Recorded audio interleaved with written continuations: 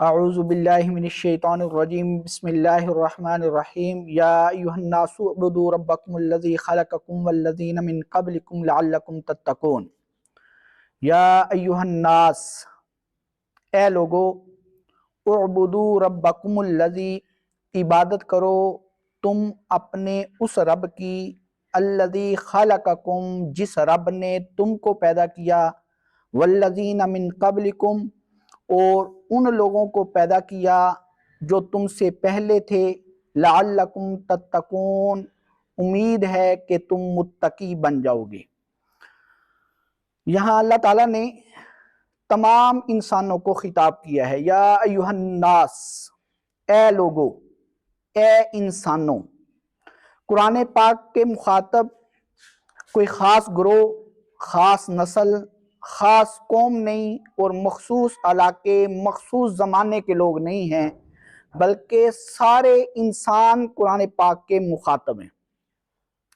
مشرق میں رہتے ہیں، مغرب میں رہتے ہیں، شمال میں رہتے ہیں، جنوب میں رہتے ہیں، اور آخری صدی تک، قیامت تک جتنے لوگ آئیں گے، سارے لوگ قرآن پاک کے ان الفاظ کے مخاطب ہیں۔ یا ایھا الناس، اے لوگو، اعبدوا ربکم، تم عبادت کرو اپنے رب کی، تم عبادت کرو اپنے رب کی۔ عبادت کا پہلا درجہ توحید ہے، مطلب رب کو ایک مانا جائے، اللہ کے ساتھ کسی کو شریک نہ ٹھہرایا جائے۔ لغت میں عبادت کہتے ہیں انتہا درجے کے خشوع، خضوع اور انتہا درجے کی ذلت کے اظہار کو لغت میں عبادت کہتے ہیں، اور انتہا درجے کا خشوع، خضوع اور ذلت صرف رب کے سامنے کی جا سکتی ہے، رب کے علاوہ کسی کے سامنے نہیں کی جا سکتی۔ عبادت کا پہلا درجہ توحید ہے۔ اللہ کو صفات میں ایک مانا جائے، اللہ کو ذات میں ایک مانا جائے، پیدا کرنے والا اللہ ہے، موت دینے والا اللہ ہے، عزت دینے والا اللہ ہے، ذلت اسی اللہ کے ہاتھ میں ہے، ظاہر پر بھی اسی کا قبضہ ہے، باطن پر بھی اسی کا قبضہ ہے، صحت بھی وہی دیتا ہے، بیماری بھی وہی دیتا ہے، امیروں پر بھی اسی کا حکم چلتا ہے، فقیروں پر بھی اسی کا حکم چلتا ہے، گناہگار بھی اسی اللہ سے مانگتے ہیں، عابد بھی، زاہد بھی، صالح بھی، نیک بھی، کتب اور ابدال بھی اسی ایک اللہ سے مانگتے ہیں، حتیٰ کہ نبی بھی اسی ایک اللہ سے مانگتے ہیں، یہاں تک کہ نبیوں کے سردار حضور نبی کریم صلی اللہ علیہ وسلم جیسی بڑی ہستی بھی ایک اللہ سے مانگتی ہے۔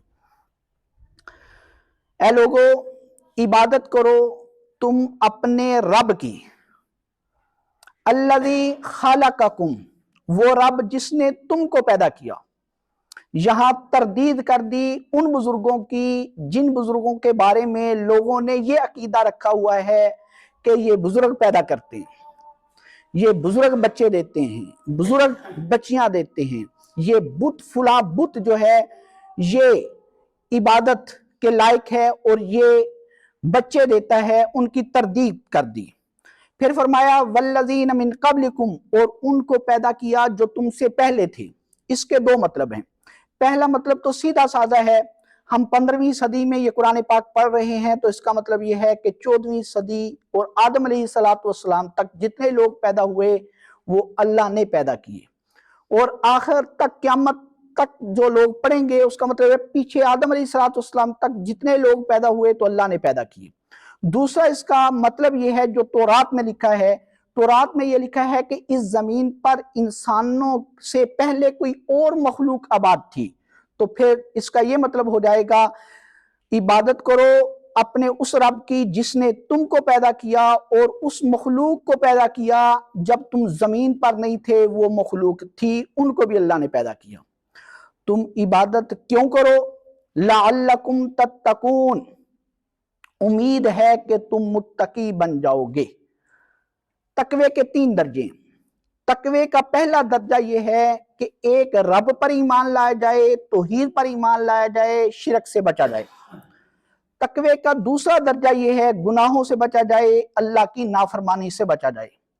تو ہی تقوی کا تیسرا اور اعلیٰ درجہ یہ ہے کہ ہر وقت دل اور دماغ پر اللہ ہی اللہ چھا جائے، اللہ ہی ہر وقت یہ استحضار ہو، اللہ ہی دیکھنے والا ہے، اللہ ہی خبر رکھنے والا ہے اور اللہ ہی جاننے والا ہے۔ ہم دو ہیں تو تیسرا اللہ ہے، ہم تین ہیں تو چوتھا اللہ ہے، اور اس بات کا کامل یقین ہو جائے، ہمارے پروگراموں کو، ہمارے ارادوں کو، ہمارے سوچ کو، ہمارے خیال کو اللہ دیکھنے والا ہے، یہ تقوی کا سب سے اعلیٰ ترین درجہ ہے۔ لعلکم تتقون، عبادت کیوں کرنی ہے؟ تاکہ تم متقی بن جاؤ۔ لعلہ کا مطلب ہوتا ہے امید ہے، شاید تم متقی بن جاؤ۔ جہاں پر امید ہوتی ہے وہاں پر شک ہوتا ہے۔ ایک ہوتی ہے امید اور ایک ہوتا ہے یقین، یہ دونوں الگ الگ چیزیں ہیں۔ امید کیا ہے؟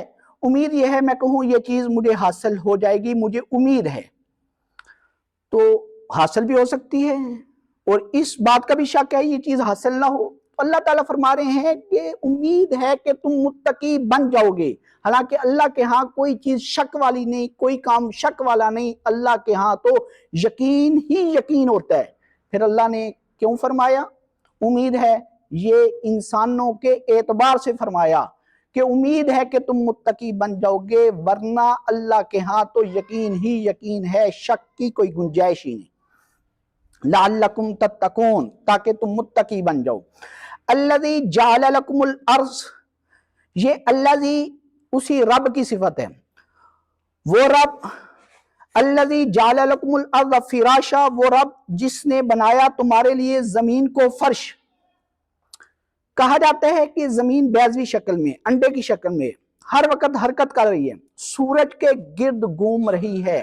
اس اللہ نے اس زمین کو، حرکت کرنے والی زمین کو، بیضوی زمین کو، سورج کے گرد گھومنے والی زمین کو ہمارے لیے فرش بنایا۔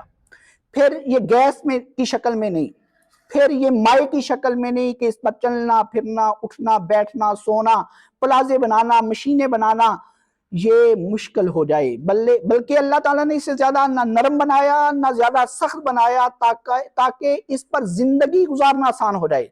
اور پھر اللہ تعالیٰ نے اس زمین میں انسان کی ضروریات دبا بھی دی، رکھ بھی دی اور اگا بھی دی، تاکہ انسان اپنی زندگی اچھے طریقے سے بسر کر سکے۔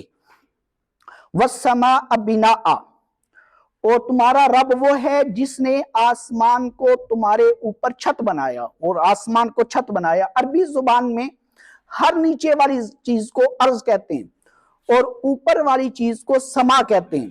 اللہ تعالیٰ نے آسمان کو محفوظ چھت بنایا ہے، ہمارے اوپر بہت سی طے اور بہت سی لیئرز ایسی اللہ تعالیٰ بنا دی ہیں کہ سورج کی جو زہریلی شعاعیں ہیں اور تباہ کرنے والی شعاعیں ہیں، جلا دینے والی شعاعیں ہیں، اور جس میں بہت زیادہ گیس ہوتی ہے، اس لیئرز کی وجہ سے ہم اس شعاعوں سے محفوظ رہتے ہیں۔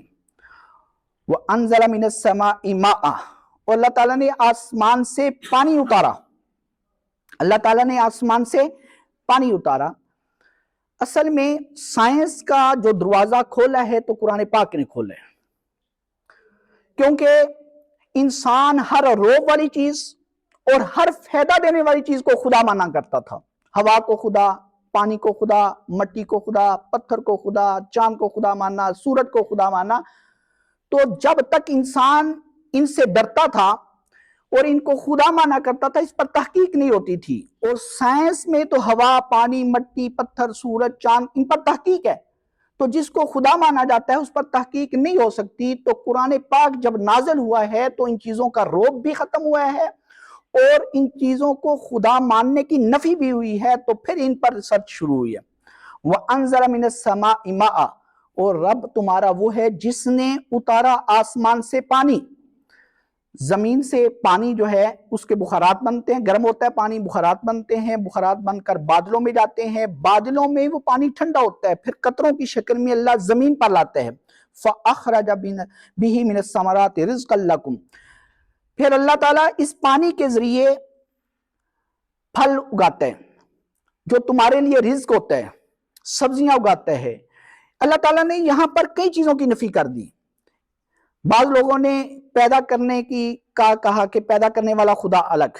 اللہ تعالیٰ نے بتایا الذی خلقکم، رب تمہارا وہ ہے جس نے تم کو پیدا کیا. دوسری مخلوقات کو پیدا کرنے والا خدا لوگوں نے اور مانا تھا. اللہ نے ان کی نفی کر دی الذین من قبلکم، ان کو بھی جو تم سے پہلے تھے. لوگوں نے کہا کہ زمین پر اگانے والا خدا الگ ہے، اللہ نے اس کی بھی نفی کر دی. آسمانوں کو لوگوں نے خدا مانا، اس کی بھی نفی کر دی. بارش دینے والا خدا انہوں نے الگ بنایا تھا، اس کی بھی نفی کر دی. صحت دینے والا خدا الگ بنایا، زندگی دینے والا خدا الگ بنایا. اللہ تعالیٰ نے تمام کی نفی کر دی. اور حضور نبی کریم صلی اللہ علیہ وسلم نے ارشاد فرمایا تمہارا خدا ایک ہے. جب یہ بات مشرکین مکہ نے سنی تو انہوں نے کہا اتنے خداؤں کو ہم مانتے ہیں، الگ الگ چیزوں کے لیے الگ الگ خدا کو مانتے ہیں، تم ایک خدا کی بات کرتے ہو. تو اللہ تعالیٰ نے بالکل فرمایا کہ ایسا ہی ہے، تعجب کرنے کی بات نہیں، تمہارا خدا ایک ہی ہے، ایک اللہ کے علاوہ کوئی خدا نہیں. فَلَا تَجْعَلُوا لِلَّهِ أَنْدَادًا، پس نہ بناؤ تم اللہ کے لیے شریک، تم نہ بناؤ اللہ کے مشابہ، نہ بناؤ تم اللہ کے لیے مثل. انداد اصل میں ند کی جمع ہے، ندن. ند کہتے ہیں مشابہ کو، مثل کو، شریک کو، مقابل کو. تو اللہ تعالیٰ نے فرمایا کہ میرا کوئی مقابل نہ بناؤ. پیدا کرنے والا میں، موت دینے والا میں، زندگی دینے والا میں، عزت دینے والا میں، صحت دینے والا میں، بیماری دینے والا میں، ہر چیز میں پیدا کرتا ہوں، ہر چیز میں دیتا ہوں، میرے علاوہ کوئی نہیں دیتا، لہٰذا میرے مقابل کوئی نہ بناؤ. وَأَنْتُمْ تَعْلَمُونَ، اور اس چیز کو تم جانتے ہو، بس مانتے نہیں. تم جانتے ہو کہ یہ بت نہ دے سکتے ہیں نہ لے سکتے ہیں، لیکن پھر بھی تم ضد پر اڑے ہوئے ہو. یہ کفر کی علامت ہے. وَآخِرُ دَعْوَانَا أَنِ الْحَمْدُ لِلَّهِ رَبِّ